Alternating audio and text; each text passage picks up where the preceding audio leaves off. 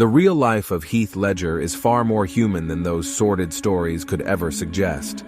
From his parents' divorce to his breakthrough as a talent to watch, his legendary turns in some of the most acclaimed movies, and his depression, crippling insomnia, and resulting dependency on drugs, this is his tragic real-life story. For too many kids know the lasting pain of growing up in a broken home, and Heath Ledger is no exception. He was 10 when his parents split, back when they were all living in Australia. Ledger discovered his love for acting at a young age. He embarked on a journey to pursue his passion, eventually moving to Sydney to build his career. Many young actors struggle to break out of being typecast in teen-oriented dramas, and Heath Ledger faced this problem early in his career after breaking through with hits like 10 Things I Hate About You. Like countless stars before him, Ledger just needed one serious role to demand that he be taken seriously, and he landed it with Brokeback Mountain. The critically lauded film about two cowboys who get involved in a complex romantic relationship was a breakthrough moment for queer representation in the arts. It's also become shorthand for that very same thing, and not always for good reasons. Heath Ledger and the press developed a fairly rocky relationship around the time Brokeback Mountain was in theaters.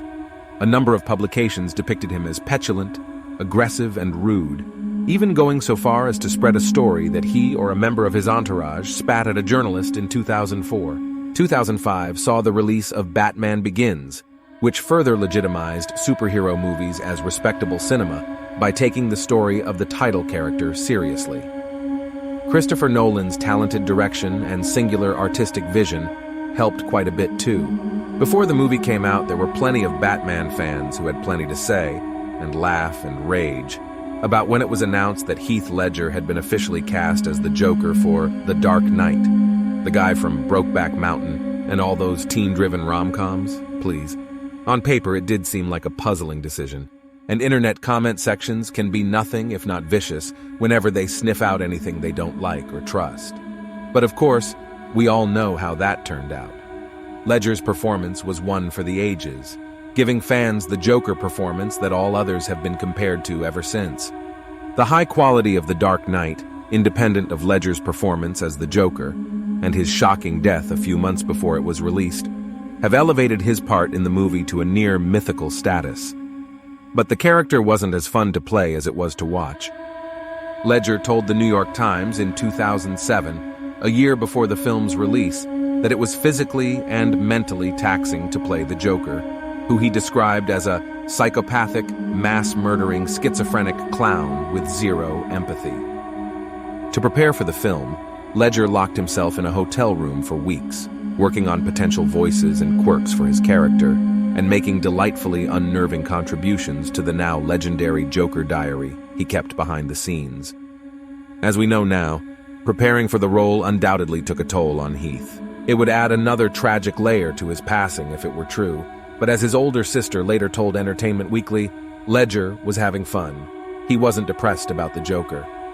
The final months of Heath Ledger's life often found the acclaimed actor in pursuit of desperately needed, but frequently elusive, rest. Jerry Grenell, a friend of Ledger's who roomed with him towards the end, told people shortly after Ledger's death, "I would hear him wandering around the apartment and I'd get up and say, 'Come on, man, get back to bed. You have to work tomorrow.' He said, 'I can't sleep, man.' Understandably, but dangerously, Heath Ledger eventually developed a sleeping pill habit to help him with his insomnia. And as is often the case, he soon required more than a single dose to get the very limited sleep he was able to obtain using the drugs. The New York Times reported that Ledger would sometimes take 2 Ambien just to fall asleep even for an hour before waking up, mind racing.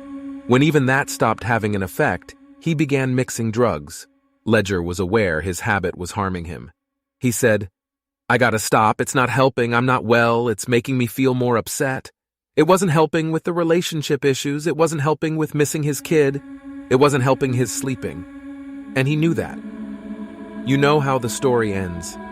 Heath Ledger was found dead in his Manhattan apartment in January 2008. Initially, police reported that they'd found sleeping pills nearby, but didn't know what, if any, role they'd played in the actor's demise. Autopsy reports later confirmed that Ledger did indeed die of an overdose. Ledger's fans, friends, family members, and peers were devastated, and rumors were inevitable. Some assumed he was just another celebrity who partied too hard and lost control of a drug habit. Seeing his incredible performance in the posthumously released The Dark Knight that summer, and watching him receive an Oscar for it the following year, added another poignant postscript to Ledger's tragic story.